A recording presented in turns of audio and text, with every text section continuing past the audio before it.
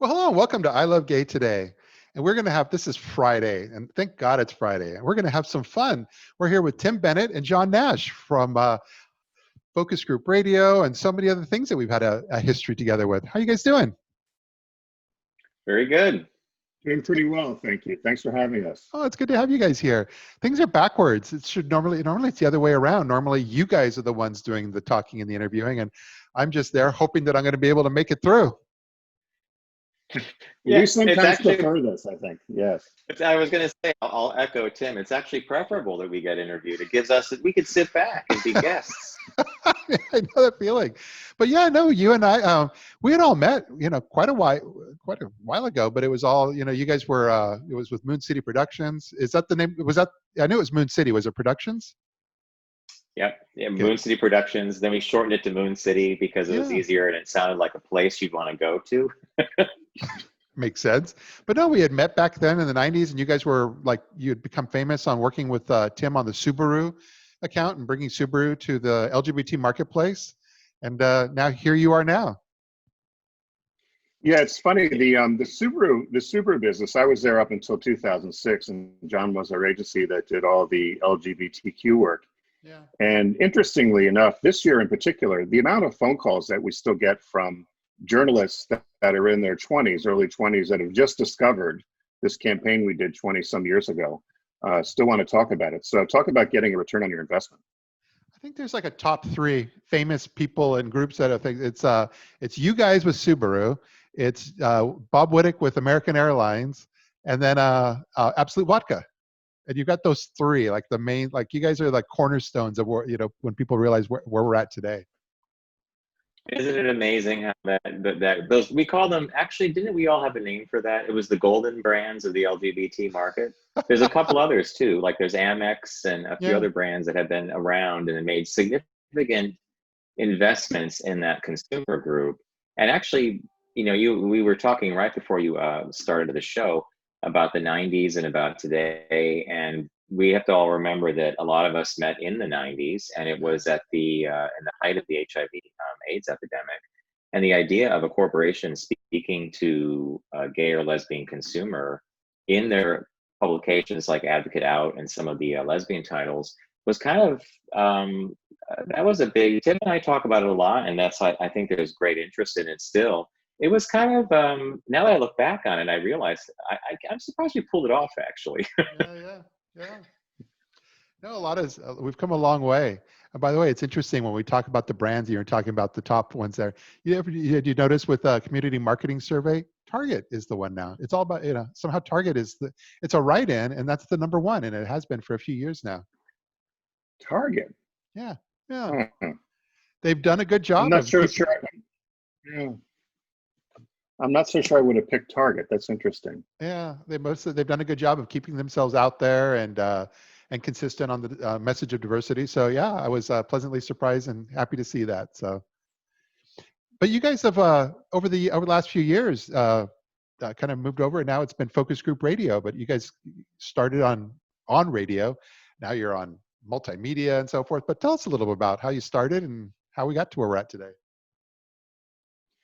John, John's very good at the elevator pitch. So John, do you want to explain how we started we actually started at XM radio, but John satellite radio. So this goes back to when there were 2 satellite platforms, XM and Sirius satellite radio. And we had been buying media for a number of years for Subaru on Sirius XM. And Tim and I have, for your listeners, Tim and I actually go way back. We've known each other since sophomore year of high school, and we met in the biology, and we met in frog dissection. He was a jock, I was a nerd. He was put on my team. I thought we were going to fail. He saved the day, and we became friends. I mean, that's the real tiny story. But so the radio thing came out about because we were buying media on Sirius, and the ads were dropping in, and we kept wondering why we didn't hear voices like our own.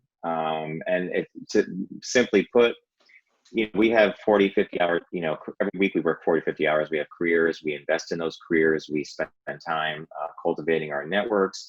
And most of what we heard on the radio was fun. It was pop culture, entertainment, celebrity news, but it wasn't like, hey, how about I have this whole thing. So we pitched the show Yeah. to Sirius, and they're like, well, no, you guys are, well, who's going to do the show? We're like, well, we're going to do the show. We'll host it. And they're like, no, you're the checkbook. You don't host. You write the check.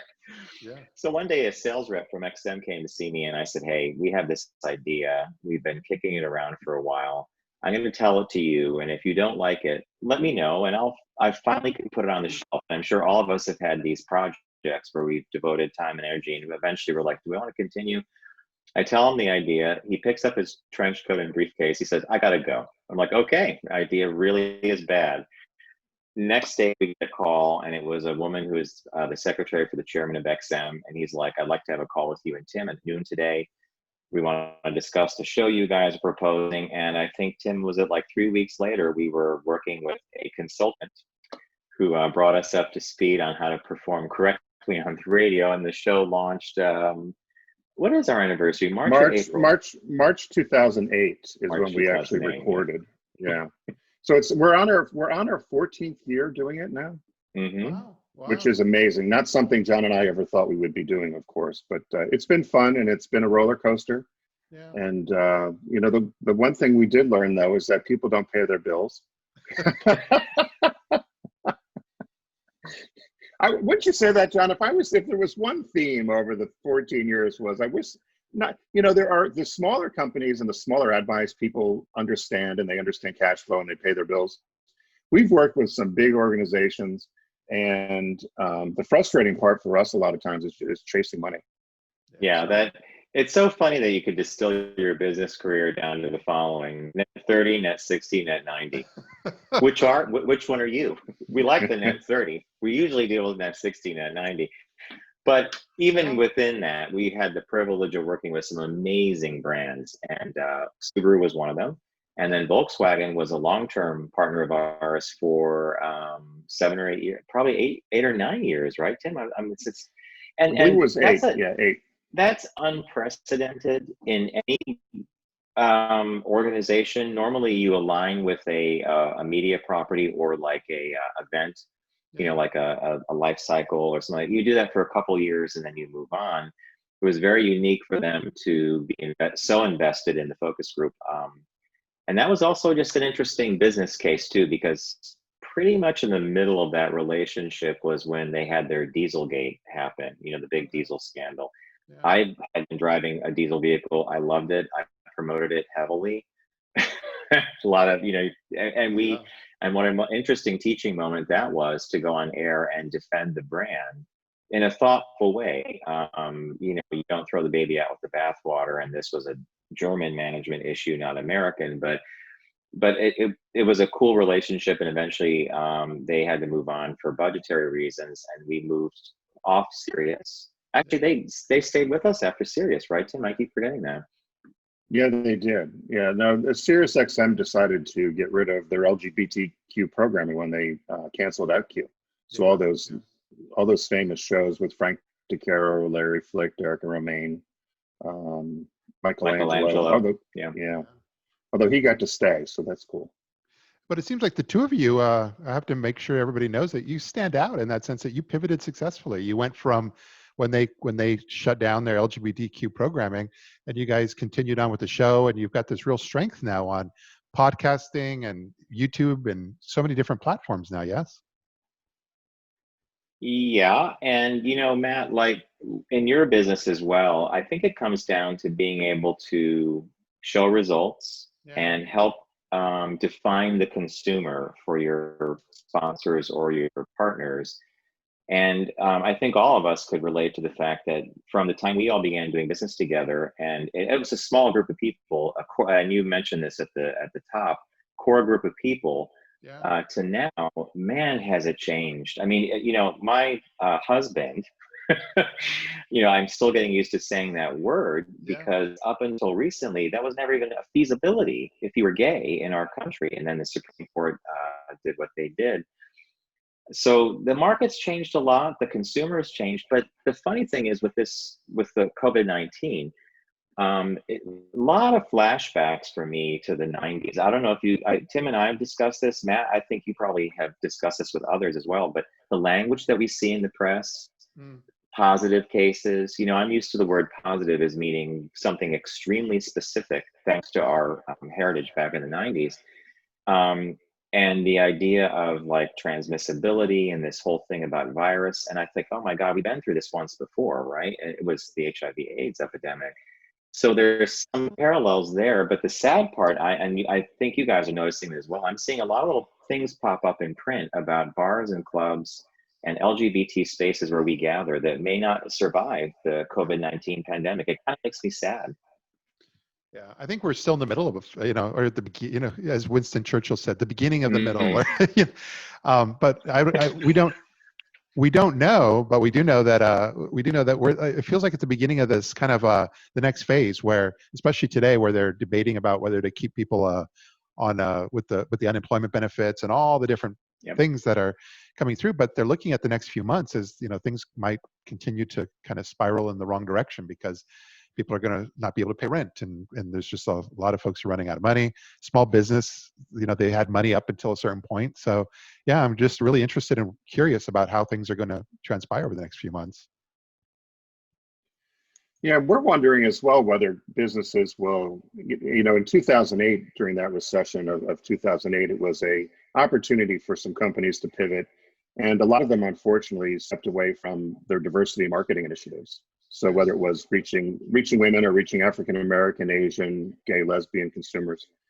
And I hope that doesn't happen this time because we think now more than ever, it's important to talk to all the customers and all the people and everyone who makes up the country, not just majorities here and there. And so it'll be interesting to see what happens because as we've all noted, none of us know what's going to happen. And it's scary for everybody. You want to pay, if you have to pay your rent, you have to pay your employees, there's healthcare issues. I was watching on the news today some of the issues related to people losing their healthcare, Yeah. which is probably a whole different show. So. Yeah, no, there's a lot going on, but I'm optimistic and I'm hopeful that, especially at least into 2021, when crossing fingers that we have a new president and we can have a new direction. And this is such a collective experience that we're all going through nationwide and around the world. And I think this part of this, this topic, separate from the world of advertising and online radio, it's a big part of what's top of mind, I think, right now. This is Well, interesting. Well, I was going go to say, ahead, do Tim. you Go think? ahead. No, I was going to say, since you've interviewed a number of different people, as we have, do you think if there's a vaccine in early 2021, do you think the country will just snap back to the way it was, or do you think a lot of people will rewrite, change the rules? My only input on that would just be that between Memorial Day weekend and probably like a couple weeks into June, it's Pride Month, but then there's the protests, so there's still a lot of kind of ups and downs in people's minds. But there seemed to be this hope that we were actually on the other side of it for like a small window. And I will tell you, in that little window of time, business all of a sudden picked up. It was like everybody just sort of said, "Hey, we've been holding this in long enough. Let's get out there and do something."